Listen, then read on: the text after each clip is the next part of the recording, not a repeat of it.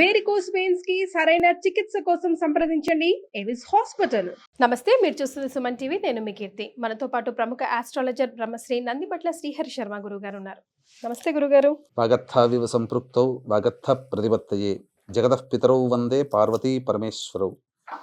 ఆదిత్యాయ చ సోమాయ మంగళాయ బుధాయ చ గురు శుక్ర శనిభ్యశ్చ రాహవే కేతవే నమః. శృంగేరి జగద్గురు పీఠాధిపతులకి, కంచి పీఠాధిపతులకి నమస్కారములు తెలియజేసుకుంటూ కార్యక్రమాన్ని ప్రారంభిద్దాం. గురుగారు, శనివారం శని త్రయోదశి. ఏ రాశుల వారికి మంచి చెడు జరగబోతోంది? ఈ రోజు మేము చేయవలసిన పాటించవలసిన నియమాలు ఏమైనా ఉన్నాయా? రెమెడీస్ ఏమైనా పాటిస్తే మా జీవితాల్లో కొంచెం మంచి జరిగే అవకాశం ఉందా? తెలియజేస్తారా? తప్పకుండానమ్మా. ఇప్పుడు ఈ శని త్రయోదశి ప్రతి సంవత్సరం ఒక 3-4 సార్లు అయినా వస్తుంటాయమ్మా. కానీ ధనుర్మాసంలో వచ్చే శని త్రయోదశి చాలా ప్రత్యేకమైంది, ప్రభావవంతమైంది. ఎందుకనంటే విష్ణు భగవాని కోసమే ఉన్నటువంటి మాసం ధనుర్మాసం.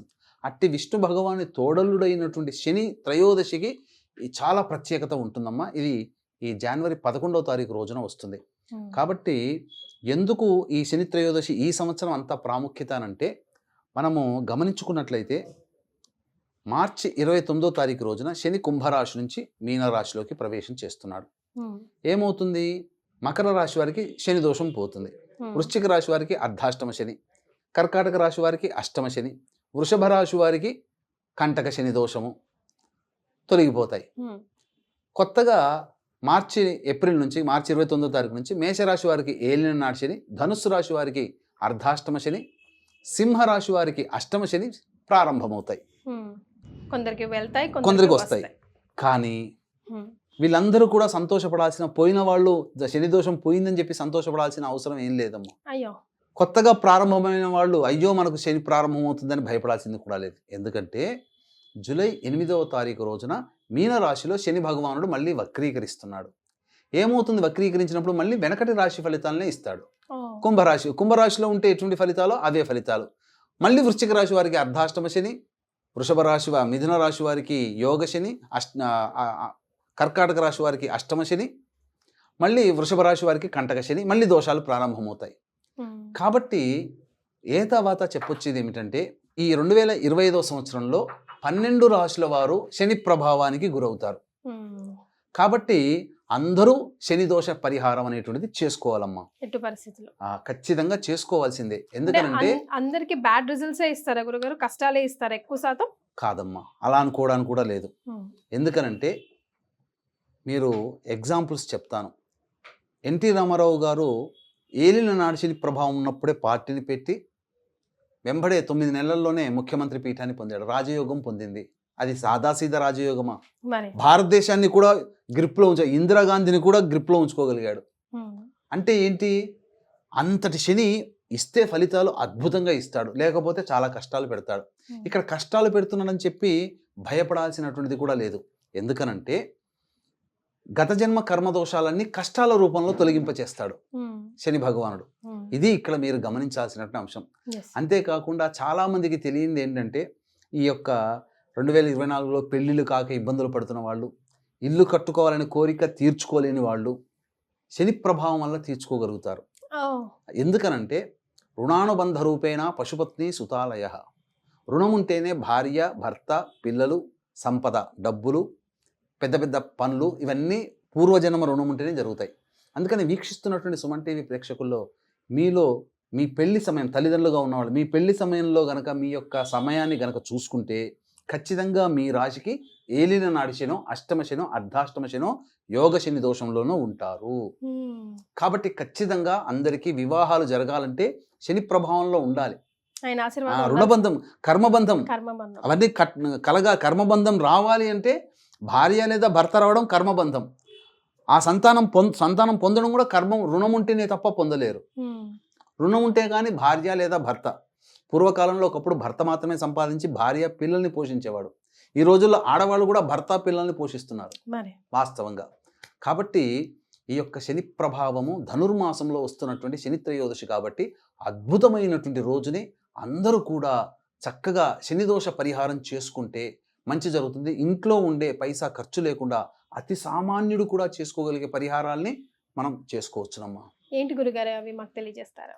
తప్పకుండా మనకు 11వ తారీఖు రోజున శనివారం ఉదయం 8:22 వరకు ద్వాదశి తిథి ఉంది.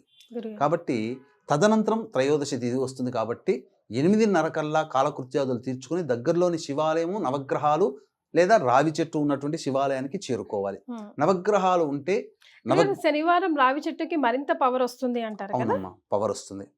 కాబట్టి మొట్టమొదటిగా మీనం మేషం, కర్కాటకం సింహం, వృశ్చికం ధనుస్సు, ఈ 6 రాశుల్లో జన్మించినటువంటి వారు రావి చెట్టు చుట్టూ నారాయణాయ నమః అంటూ 27 ప్రదక్షిణలు చేసి తూర్పు వైపు ఫేస్ పెట్టి విష్ణు అష్టోత్తరం 3 సార్లు పారాయణం చేసి వెంట తెచ్చుకున్నటువంటి గ్లాసు చెంబు నీళ్లు ఆ రావి చెట్టు మొదట్లో వేసి తదనంతరం నవగ్రహాల దగ్గరికి వచ్చి మళ్ళీ శివాయ నమః అంటూ 27 ప్రదక్షిణలు చేయాలి. తదనంతరం ఆ యొక్క శనీశ్వరుడికి నల్ల నువ్వుల నూనెతో అభిషేకము, నల్ల నువ్వుల నూనెతో దీపారాధన, 8 నల్ల నువ్వుల లడ్డూలు పెట్టి నైవేద్యంగా పెట్టి వెనక్కి తిరిగి చూడకుండా ఇంటికి వచ్చేయాలి. అదే వృషభం, మిథునం, కన్యా, తుల, మకరం, కుంభం ఈ రాశులలో జన్మించినటువంటి వాళ్ళు రావి చెట్టు చుట్టూ శివాయ నమః అంటూ 27 ప్రదక్షిణలు చేసి నవగ్రహాలకు దగ్గరికి వచ్చి శివాయ నమః అంటూ 27 ప్రదక్షిణలు చేసి శనికి తైలాభిషేకం, నల్ల నువ్వుల నూనెతో దీపారాధన, 8 నల్ల నువ్వుల లడ్డూలు నైవేద్యంగా పెట్టి వెనక్కి తిరిగి చూడకుండా ఇంటికి రావాలి. వీలుంటే ఆ రోజంతా ఉపవాసం ఉండవచ్చు లేదా భోజనమైనా చేయవచ్చు, తప్పు లేదు. ఇక భోజనం చేసిన 4 గంటలకల్లా అది అరిగిపోవాలి. అంటే మధ్యాహ్నం 12 గంటలకల్లా భోజనం చేయాలి. ఇక 1:18 నుంచి 2:18 మధ్య కాలంలో శనిహోరం ఉంటుంది. ఆ రోజున మానసిక వికలాంగులకి, పారిశుద్ధ్య కార్మికులకి, శారీరక వికలాంగులకి, అలాగే వృద్ధాశ్రమాల్లో ఉన్న వాళ్ళకి పండ్లు, ఇతర పదార్థాలు, పారిశుద్ధ్య కార్మికులకైతే కిచెన్ సామాన్లు, వండుకోవడానికి తగినన్ని సామాన్లు, లేదు కనీసము వారికి ఎవరికైనా 10 రూపాయలు ఛాయ్ తాగమని దానం చేయండి. ఆ సమయంలో చేస్తే మహా విశేషం. ఇంకా సమయం ఉంటే ఆ యొక్క శనిహోరలో ఉన్నప్పుడే కాలభైరవాష్టకము, హనుమాన్ చాలీసా మరియు కాళీ కవచం ఈ 3 వీలైనసార్లు పారాయణం చేయండి. ఇక మధ్యాహ్నం 12 భోజనం ఎలాగో చేస్తారు, లేకపోతే ఉపవాసం ఉంటే చాలా మంచిది. ఆ రోజు సాయంత్రం 5:22 సూర్యాస్తమయం అవుతుంది. కాబట్టి 4 గంటలకల్లా లేదా 4:30 శివాలయానికి చేరుకోవాలి. వీక్షించేటువంటి ప్రేక్షకులకి గమనిక, ఈ యొక్క భోగి పుష్యమాసము పౌర్ణమి తిథి సోమవారం ఆరుద్ర నక్షత్రం కలిసి వచ్చినటువంటి అలభ్య పుణ్యతిథి రోజున జాతకరీత్యా కలుగు విద్య, వివాహ, ఉద్యోగ, దాంపత్య, సంతాన, అనారోగ్య సమస్యలకు శనిదోష పరిహారానికి 12 రాశుల వారికి గత జన్మ కర్మదోషాలు తొలగడం కోసం సర్వదోష నివారణ పూజల హోమాలు పర్ హెడ్ 1500 రూపాయలకి చేయించడం జరుగుతుంది. మధ్యాహ్నం 3 గంటలకి ప్రారంభమవుతుంది. 1 గంట లోపల మీ గోత్రనామాలు నమోదు చేసుకోవచ్చు. అవకాశం ఉన్న వాళ్ళు కార్యక్రమ తదనంతరం కాంటాక్ట్ చేసి గోత్రనామాలు నమోదు చేసుకోవచ్చు. ఇక శివాలయానికి చేరుకున్న తర్వాత శివాలయంలో అప్పుడు లోపల అంతరాలయం ఉంటుంది. అక్కడ ఎవరు అభిషేకాన్ని చేయనియరు.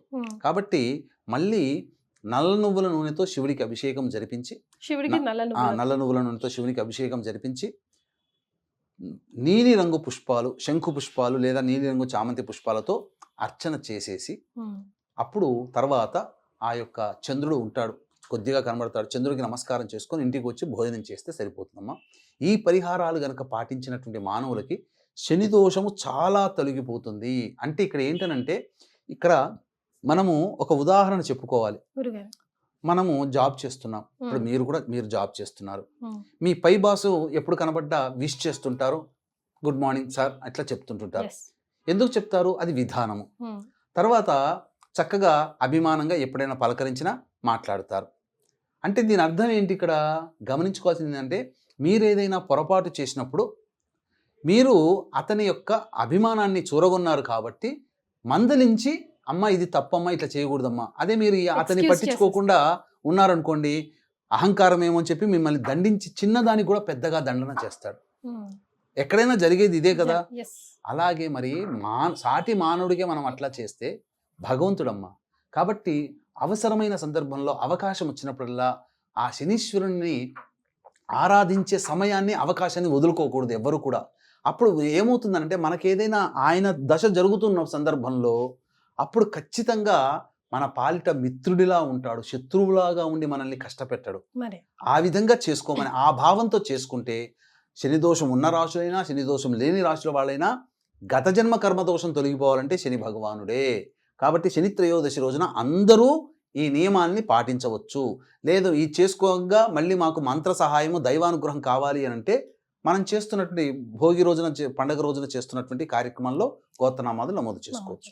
మరి శనివారం శని త్రయోదశి రోజు ఈ పనులు చేస్తే గనుక శని అస్సలు ఒప్పుకోడు, దండించి తీరుతారు అనే పనులు ఏవైనా మేము చేయకూడదు అంటే సూచించండి గురుగారు. కాబట్టి తెలిసి తెలిసి తెలియక కింద స్థాయి ఉద్యోగస్తులు ఎవరైతే ఉంటారో వాళ్ళని ఏనాడు కూడా చులకనగా చూడకూడదు. Point number 1. పాయింట్ నెంబర్ 1, శని ప్రభావానికి సంబంధించి శనివారం నాడు కానీ శని త్రయోదశి రోజున కానీ మద్యపానము, మాంసాహారము మరియు బ్రహ్మచర్యాన్ని పాటించాలి. మద్య మాంసాలు ముట్టుకోకూడదు. ఓకే. శనివారం రోజున ప్రత్యేకంగా అసత్యము ఆడకూడదు.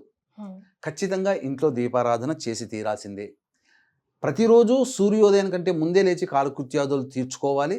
వీలు కాని పక్షంలో గురువారం రోజు, శనివారం రోజు, ఆదివారం రోజు సూర్యోదయం కంటే ముందే లేచి కాలకృత్యాదులు తీర్చుకోవాలి. ఈ నియమాలు పాటించాలి. తప్పకుండా సాధ్యమైనంత వరకు అసత్యము ఆడకూడదు, దొంగతనము చేయకూడదు. పైగా కుంటివారిని అంటే శారీరక వికలాంగులని, మానసిక వికలాంగులని హేళన చెయ్యకూడదు, వాళ్ళని ఏడిపించకూడదు. ఈ పారిశుద్ధ్య కార్మికుల్ని విసుక్కోకూడదు, కసురుకోకూడదు. ఇవి చేస్తే గనక మంచిది. ఇంకా ముఖ్యంగా దేవాలయంలో చీపురు దానం చేస్తే చాలా విశేషం అమ్మా. దేవాలయానికి ఊడడానికి చీపురు దానం చేయండి. మీరు కొనిచ్చిన డబ్బులతో ఆ దేవాలయం శుభ్రమవుతుంటే దేవతాశక్తి అనుగ్రహం మీకు కలుగుతుంది. లక్ష్మీ బాధలు తొలగిపోతే లక్ష్మీ కటాక్షం కలుగుతుంది.